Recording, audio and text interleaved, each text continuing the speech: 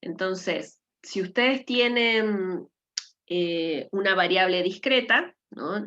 Entonces la representación de la frecuencia va a ser a través de un diagrama de bastones. Entonces acá, cuando la variable es discreta, es fácil, porque cada bastoncito está asociado a un único valor de la variable, qué sé yo, no sé, 3, 4, 5, 6, 7, 8, 9. Entonces, si el modo es el valor de X con mayor frecuencia, acá claramente el valor de X que tiene la mayor frecuencia es 6, ¿sí? Así de simple, porque es la que tiene el bastoncito más alto, tiene la frecuencia más alta. En cambio, cuando yo estoy con una variable continua, como puede ser el caso de la altura, yo voy a ir o al gráfico del histograma o me voy a la tabla también. ¿Y qué es lo que voy a hacer? En la tabla se van a fijar en la columna de las F sub I, donde está la mayor frecuencia. Y acá en el histograma, ¿qué van a fijarse? Y se van a fijar cuál es la barrita que tiene la altura más alta, ¿sí? Entonces, si yo identifiqué que esta es la barrita con la altura más alta, entonces este intervalo que define a esta barra, ¿no? Ese intervalo es lo que se llama el intervalo modal. Se llama así porque es el que contiene al modo. En términos gráficos, no sé si, no me acuerdo esto si lo habían visto, ¿no? Pero en términos gráficos, al modo lo puedo encontrar de la siguiente manera. Yo tomo la frecuencia de el intervalo anterior al intervalo modal y lo uno con la frecuencia del intervalo modal, ¿no? Y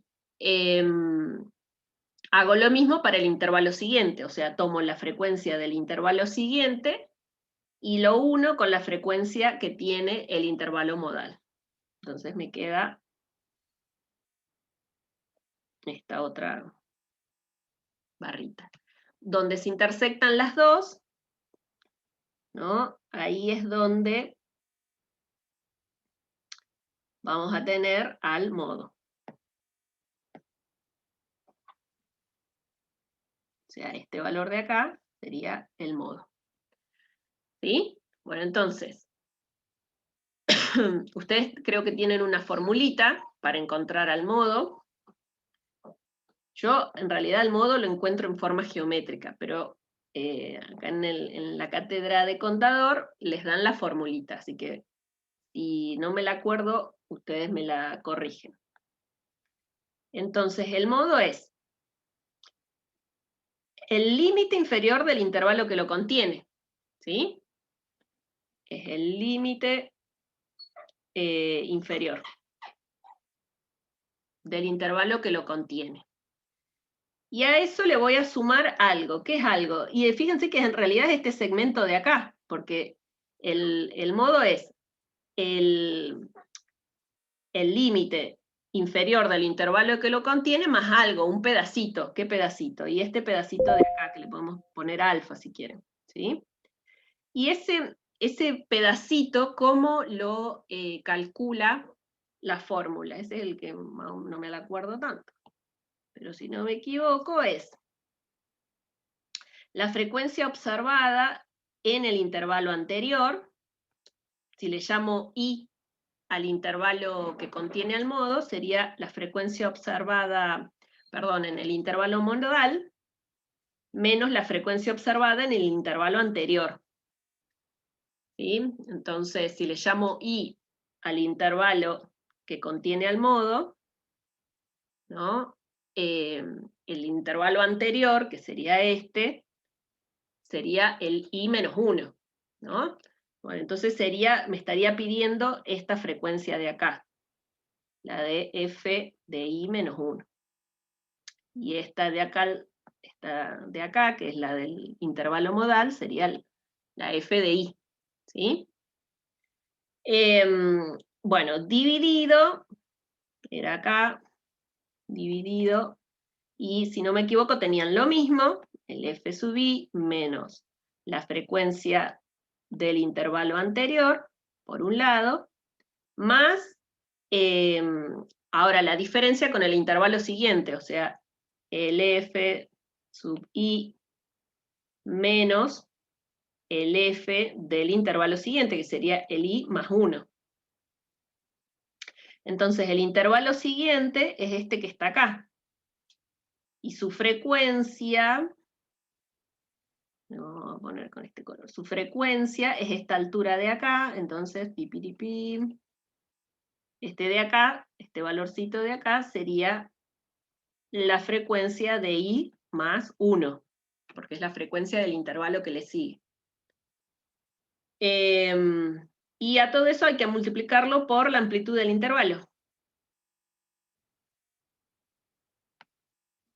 ¿Sí?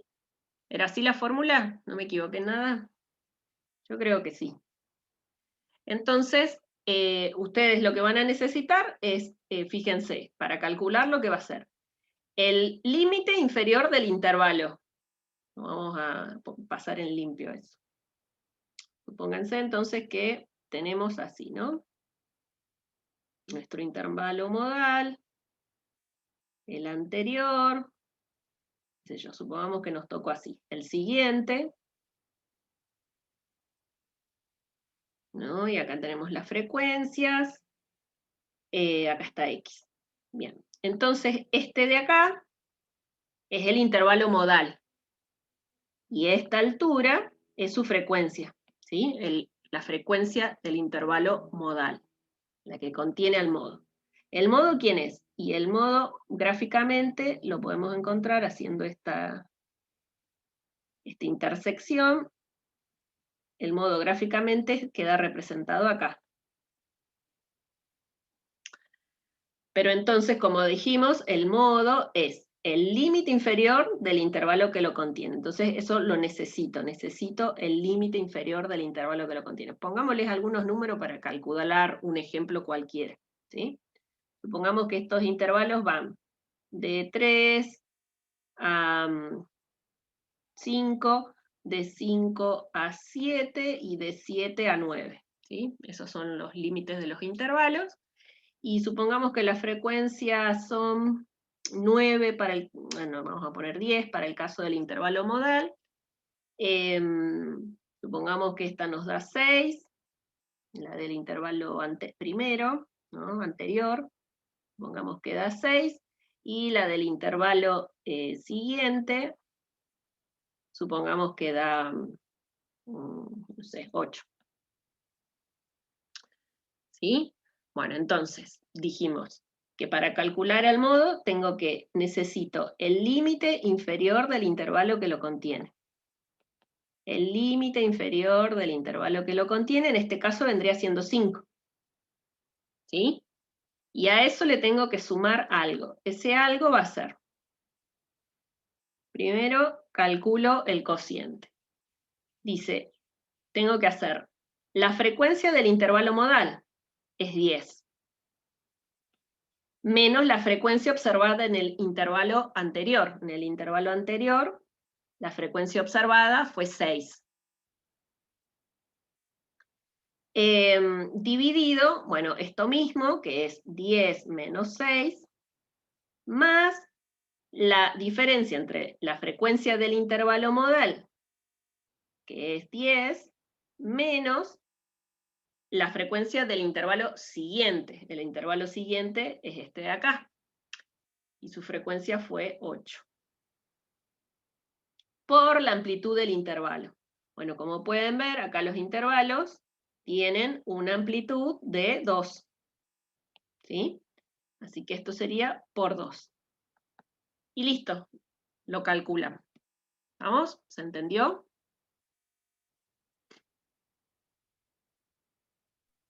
Sí, profe, se entendió. Bueno, así que eso es lo que necesitan para el cálculo del intervalo modal. Del modo. Bien. ¿Qué más? ¿Qué más? ¿Qué más?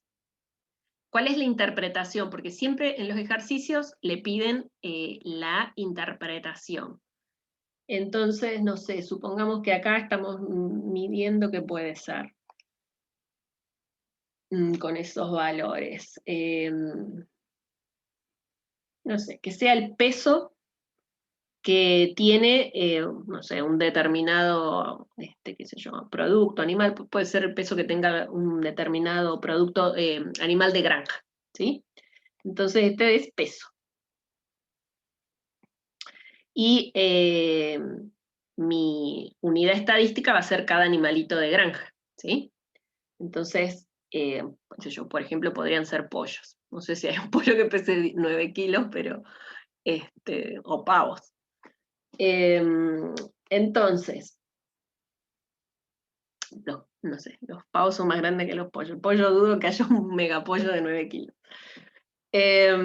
Entonces, una vez que yo calculé, fíjense que a ojo, ¿no? La mitad de este intervalo está en el 6. ¿Sí?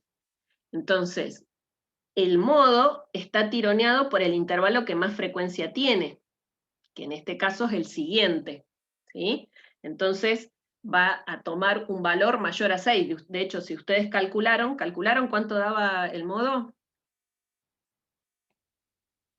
¿Cuánto daba? Bueno, seguro que da 6, coma algo, ¿sí? No me puede dar más chico que 6, porque como este es el intervalo siguiente, el que tiene mayor frecuencia, entonces el modo va a estar tironeado por el intervalo que tenga más frecuencia y en todo caso más alejado del intervalo con menos frecuencia, ¿sí? Siempre dentro del intervalo modal. ¿Cuánto les dio eso? Bueno. 6,33 puede ser. 6,33, perfecto, sí. Entonces, eso también tienen que hacer ustedes, tienen que ir chequeando de que los resultados que van obteniendo sean coherentes, ¿no? Con lo que están viendo en el gráfico, sean coherentes con la definición. Entonces, acá el gráfico me está diciendo que tiene que darme mayor, primero que tiene que estar entre 5 y 7 seguro el resultado, ¿sí?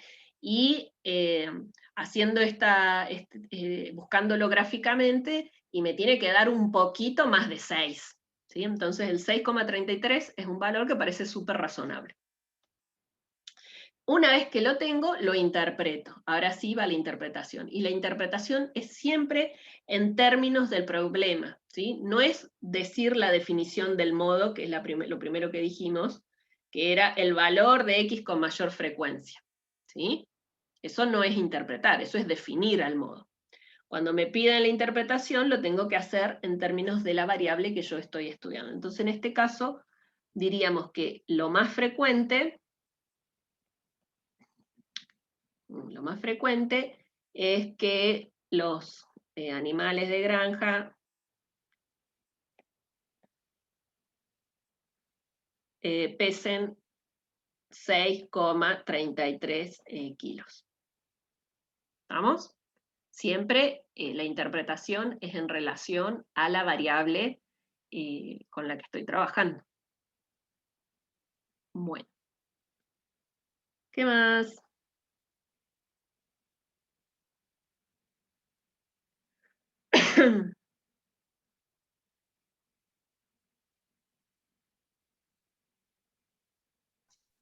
Profe, con el desvío medio, vi que era un promedio de desviaciones y quedé ahí nomás. Bueno, a ver, vamos a contextualizar un poco el tema de los estadísticos en general. Los estadísticos son estos números que vamos calculando en función de los datos y con los cuales pretendemos resumir las características que tienen los datos. Entonces, ¿cuáles son las características que ustedes le van a estudiar al conjunto de datos? Bueno, una ya la dijimos. Por un lado van a ver la posición de los datos. ¿Cómo vemos la posición de los datos? Bueno, fíjate que, ¿no? Vos tenés acá, tenés este conjunto de datos, ¿no? Que está posicionado entre los valores 3 y 9, y donde las mayores frecuencias están en torno al 6, ¿Sí? Bien, pero capaz que tenés otro conjunto de datos, otra muestra que se comporta, no sé, así. Tiene 7, 8, 9, ¿sí? Esa otra muestra tiene otra posición, o sea, los datos se distribuyen con una posición distinta. Toman otros valores de X, ¿sí? Bueno, entonces, ¿quiénes son o cuáles son las medidas? Esperen que voy a sacar esto por las dudas. Pues necesitemos el gráfico. ¿Cuáles son las medidas de posición? Bueno, las habíamos mencionado, ¿no? Tenemos por un lado las de posición central, y por otro lado tenemos las medidas otras, ¿no? Como los cuartiles o los percentiles en general. Dentro de las de posición central dijimos está la media, el modo, la mediana. ¿Sí? Bueno, ¿qué otras características o qué otros atributos le podemos llegar a observar a un conjunto de datos? Bueno, lo otro es su dispersión. La dispersión tiene que ver con qué tan concentrados se encuentran los datos respecto de un valor de referencia. Acá el valor de referencia es en general la media. Bueno, acá como esto está bastante simétrico, por ahí coincida la media con el modo. A ver si tengo por aquí un grafiquito. Acá. Fíjense que vamos a borrar esta por ahora. Si miramos esas dos curvitas, ¿qué es lo que las hace distintas? O sea, eso vendría siendo el polígono de frecuencia, ¿sí? En vez de trabajar con las barritas, trabajo con el polígono de frecuencia, ¿sí? Bueno, entonces, ¿qué es lo que diferencia a un conjunto, al conjunto A, del conjunto C? ¿Qué es lo que lo está diferenciando ahí? Y la posición, porque la media, ¿no? La X raya, esperen que no quiero perder esta, porque la X raya del conjunto A, ¿no? Es este valor de acá, mientras que la X raya del conjunto C es este otro valor de acá. Entonces, su medida de posición central son sustancialmente distintas, entonces ahí hay una diferencia en cuanto a la posición. Ahora, dijimos, ¿qué era la dispersión?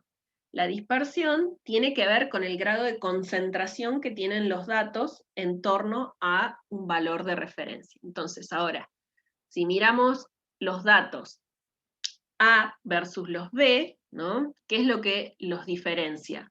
¿Tienen posiciones distintas A y B? Los datos de la distribución A con los datos de la distribución B. ¿Tienen una posición distinta? Y no, están más o menos, fíjense que comparten la media, ¿sí? Comparten la media, el modo en los datos A, o sea, en la muestra A y en la muestra B, comparten la misma media, el mismo modo. Entonces la posición de ese conjunto, de esos dos conjuntos de datos no es distinta, pero no son iguales. ¿Qué es lo que diferencia a uno del otro? Y el grado de concentración que tienen los datos en torno a la media. ¿En cuál hay más concentración? ¿En A o en B? ¿Dónde están más amontonados los datos? ¿Qué es una concentración? Una concentración de gente es cuando la gente se amontona, ¿no es cierto? Bueno, acá cuando hablamos de dónde hay mayor concentración, ¿en el conjunto A o en el conjunto B?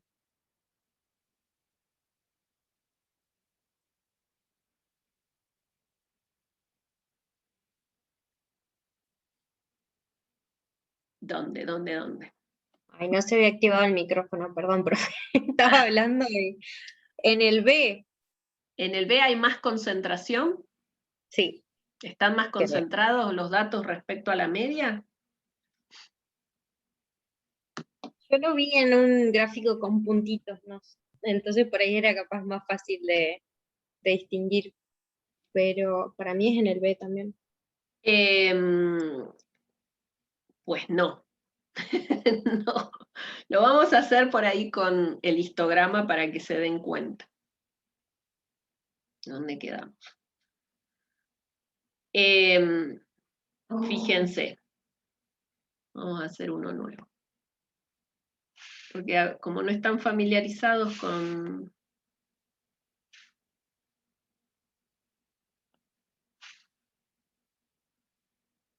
Supongamos que tenemos, entonces vamos a arrancar con un conjunto de datos que tiene este comportamiento. Pep, pep, pere, pep, pep. Todas las barritas tienen que ser más o menos del mismo ancho.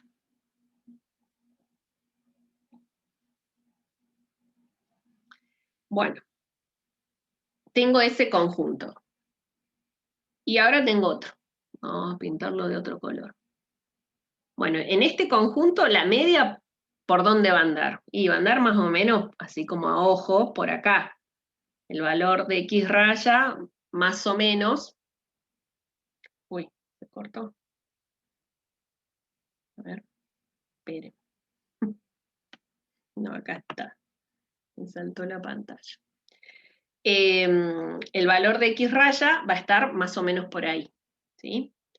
Que de hecho lo vamos a dejar en negrito porque es el de la distribución, de la primera distribución. Y ahora vamos con otra. Entonces, supongamos que la otra tiene estas frecuencias. Pip, pip, pip, pip, pip, pip, pip, pip, pip. Uy, ahora vamos un poquito más alto. Papap. Papam. Para, pam.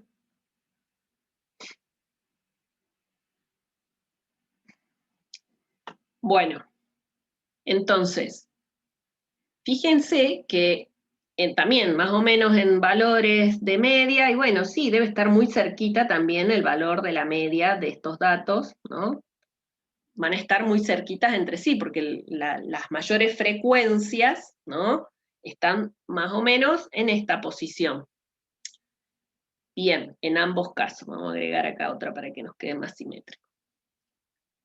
Pero, ¿qué está pasando? Fíjense que en el primer diagrama, los valores que toman los datos van desde, no sé, supongamos que este sea 6 a 10. ¿Sí? En cambio, en la otra distribución, arranca en, no sé, -1 y termina como en 14. ¿Estamos? No, en 14 me quedo desfasado. En 14. ¿Estamos? Entonces, ¿quién tiene más concentración? ¿Quién tiene todos sus datos más amontonados en torno a su media? ¿La distribución negra o la distribución naranja? El negro, ¿sí? Bueno, en el gráfico anterior lo estábamos viendo nada más de la misma manera, nada más que estábamos trabajando con, en vez de con el histogramita, estábamos trabajando con el polígono de frecuencia. ¿Sí? Teníamos una cosa más o menos así. ¿Sí? Comparten la posición central, es más o menos la misma la posición central en las dos, lo que le cambia es la dispersión. Entonces, ¿cómo se mide la dispersión? Bueno, ahí hay varios indicadores de dispersión. Habíamos dicho, ¿no? ¿Cómo medimos la dispersión? Bueno, puede ser con el desvío medio, como decía por ahí la compañera, ese es uno. Ese en realidad no se utiliza mucho, porque fíjate que para calcular al desvío medio se lo calcula con el valor absoluto de los desvíos, ¿no? Y el valor absoluto es una función media complicada, porque ustedes habrán visto en matemática que no tiene inversa, o sea, es una función bastante restrictiva. Pero ¿por qué es que se calcula los desvíos con el valor absoluto? Porque no es antojadizo. Yo lo que quiero ver es cómo se aleja, ¿no? Cómo se alejan los X respecto de la media, todos los X, ¿sí? Cómo se alejan todos los X con los que estoy trabajando respecto de las medidas de posición central, que la que se usa es la media. Bueno, entonces uno, si para medir la dispersión trabaja con los desvíos respecto de la media, esos desvíos son XY menos la media, uno dice, bueno, listo, calculo todos los desvíos que tiene la variable respecto de la media y le saco un promedio, ¿no? Pero ¿qué pasa? Cuando yo quiero hacer eso, tendría que hacer la suma de todos los desvíos y dividirlos por n. Pero cuando hago eso, tengo un problema, porque la media tiene una propiedad que dice que la suma de los desvíos respecto de la media, ¿cuánto es igual?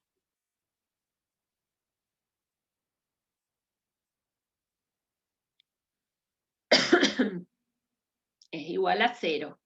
¿Sí? Hay una propiedad de la media que dice que cuando vos haces las sumatorias de los desvíos, de todos los desvíos, esto sería para i que va de 1 a n, eso te va a dar 0. Entonces, cuando vos quieras calcular la dispersión haciendo este promedio simple, estás en el horno porque el numerador ese siempre se va a hacer 0. Entonces, ¿qué es lo que hace el desvío medio? El desvío medio dice, ah, mira cómo te jodo, entonces en vez de hacerlo así, trabajo con los valores absolutos. Porque fíjate que van a haber algunas situaciones, ¿no? Por ejemplo acá, en este tramo. Los valores de X, en este tramo de acá, son mayores que X raya, ¿no? Entonces los desvíos, los X sub I menos Y raya, van a tener ¿qué signo? Ahí van a ser positivos, ¿sí? En cambio acá abajo, del otro lado, en el otro segmento, ¿qué está pasando? Cuando vos hagas los desvíos, ¿no? De los X sub I menos la X raya, de este lado, esos desvíos van a dar negativos. Por eso es que está esta propiedad que dice, bueno, cuando vos lo sumás se te van a compensar positivo o negativo y eso siempre te da 0. Entonces, el desvío medio lo que hace es resolver el problema tomando el valor absoluto. Entonces ya los que eran negativos ahora van a ser positivos. Pero el problema del desvío medio es que vos, acá siempre para i, que va de 1 a n. Porque si estás usando tabla de frecuencia, eso cambia un poquito, porque tendrías que agregar acá la frecuencia. Entonces, el desvío medio no es una medida que se utilice en estadística mucho, es muy raro ver trabajos en los cuales se emplea el desvío medio como indicador de dispersión, porque en general complica mucho los cálculos de otras cosas por esto del valor absoluto.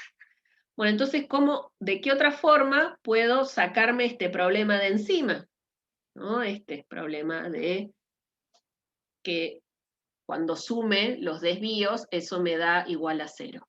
Bueno, fácil. En vez de trabajar con esto, los elevo al cuadrado. Entonces, cuando elevo al cuadrado los desvíos, listo, esta sumatoria ya no va a ser más igual a 0. Bueno, y eso es lo que hace la varianza. ¿No? La varianza lo que hace es la suma de los desvíos al cuadrado sobre n. Para i que va de 1 a n. Si ustedes están trabajando con tabla de frecuencia, ¿no? Esto va a ser la suma de los xi menos x raya al cuadrado por las frecuencias, dividido n. Y acá va para i que va de 1 a m, donde m es la cantidad de valores que tienen en la tabla, ¿sí? En la tablita, en definitiva, m es la cantidad de valores que asume el recorrido de x. ¿Se entiende un poquito más? Bueno, ¿y qué otro entonces nos queda acá? La varianza. ¿Cuál es el problema de la varianza? Ponele que estábamos trabajando con nuestra variable peso de los pollos o de los pavos. Bueno, el problema va a ser que cuando yo calcule la varianza, esto me va a dar un número y me va a dar kilogramos al cuadrado. No existe. Entonces yo en realidad la varianza no la puedo usar